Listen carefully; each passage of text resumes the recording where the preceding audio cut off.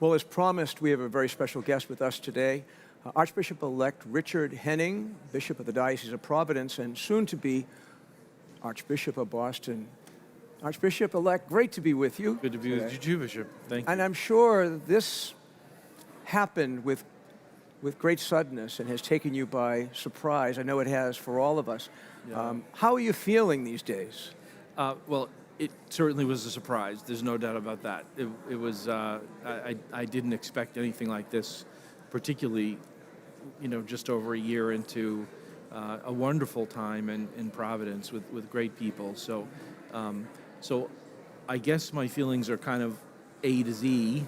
I'm saddened to leave Providence. I have experienced such a warm welcome there. The people have been so wonderful. And so I've been hearing from them a lot these last couple of days. But on the other hand, I'm a man under authority, and I respect the wisdom and the judgment of the Holy Father. I know that it is, an honor and privilege to be a part of the Church of Boston. It's an enormous archdiocese, an important one with a long history, and so I feel kind of honored by that, challenged by that.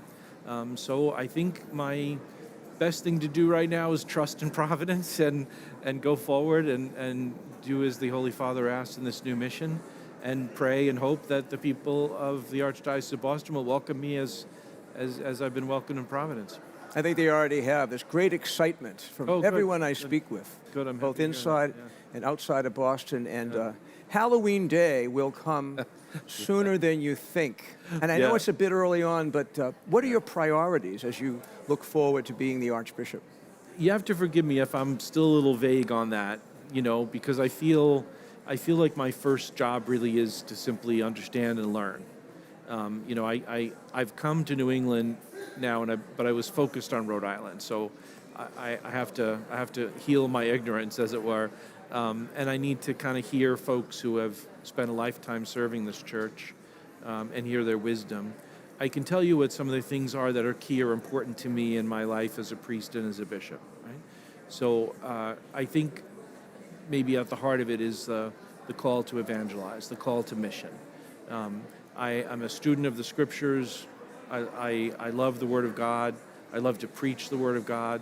I think that if I had a hope in Rhode Island, it was to kind of get people excited and passionate about the faith again. There's a kind of, we can kind of fall into it becomes ordinary and everyday.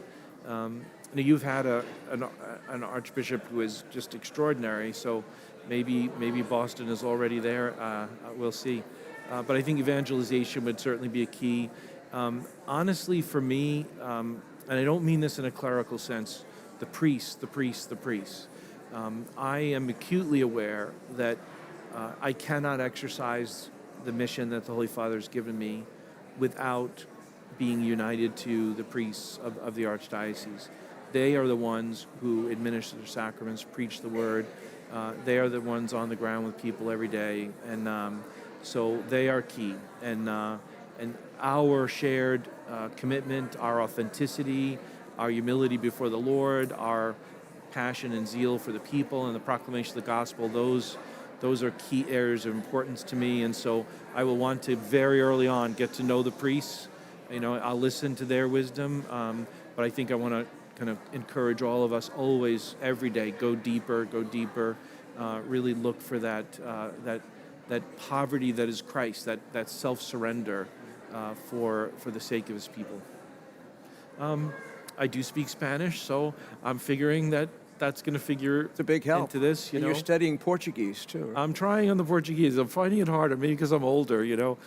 Spanish came more easily to me, but I understand how important Portuguese is. I was learning it in Rhode Island, really, because it is important there too.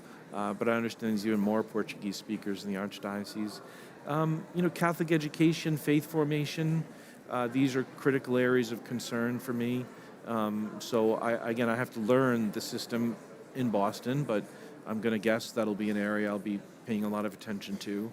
Those are some of the key things, I think, for me. One difference for me is going to be the numbers of men and women religious. The number is extraordinary. So that'll be a blessing for me. Not that there weren't religious in Providence. We had the Dominicans, for example, but the numbers are just so different. Everything is just bigger. It is bigger. So also very different is to have brother bishops that are, exercising that ministry of the auxiliary bishop. I had, Bishop Tobin and Bishop Evans are great, but they're retired now. So having yourself and the other auxiliary bishops will be a great blessing, I know. My sense, too, is that you are passionately and comprehensively pro-life. The child in the womb, the mother, victims and survivors of sexual abuse, people who are in the last stages of their life. I'm correct in that, correct? Yeah, I think, it's funny, in our culture, we kind of boil things mostly down to social or political context, right? But as you know, as a bishop, for us, the dignity, the sanctity of life, our reverence for life comes really out of the gospel itself. It's part of the proclamation of the gospel, that Christ is the face of the God who is love, but he is also very much a mirror held up to us to show us who we truly are, who we're made to be. So it's in that truth of Christ that we find the sacred dignity of every human life. So that's a major area of concern in our culture, and you already kind of gave us something of that spectrum that requires our attention. And I think in a particular way, for the most vulnerable, that is the youngest among us, So life in the womb is under, just statistically under the most threat. Clearly there's threats now to the sick and to the elderly. So I think we really do have to always be willing to witness to the beauty and the sanctity of life, and really to, in some sense, nag at the culture to try to tweak the conscience, to remind them, because I think everyone knows this in their hearts. Again, we boil it down to the politics, and we forget that we know instinctively that life is precious. Yes. We know that, and I think trying to reawaken that in the wider culture is an important gift that the church gives, and I certainly want to do my best to participate in that. I know you love the ocean. We got plenty of that. We got America's original public beach in Revere. Oh, yes? Okay, Yeah. I'll have to visit. By the way, speaking of my brother priests, one of the guys texted me the other day, and he had seen a picture of you with your Yellow lab, Agnes. Yeah. And he said, new archdiocesan regulations for Labradors and rectories? Question mark? I don't know. Oh, is there currently a Archdiocese?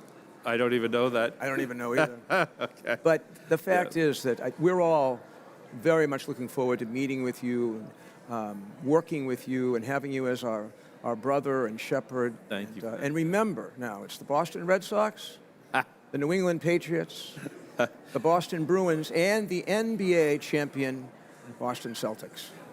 I'm gonna jump on that one because I love the coach. He's a graduate of Bishop Hendricken High School. Oh, Joe? Yeah. Oh, good. Down in Warwick in Rhode Island, and not only a great athlete and great coach, but he is a great man of integrity and faith, and a leader, really, I think. So that gets me very excited to see that. So I was celebrating the Celtics very much. The Red Sox and the Patriots, a tougher one for me, coming from New York originally. So I've been in New England a little while now. I've resisted converting. Let's let them win a World Series or Super Bowl, and maybe I'll convert. It'll come. It'll come in time. But between now and then, please know that we're all praying for you as you make this transition, that God will give you the graces and the strength.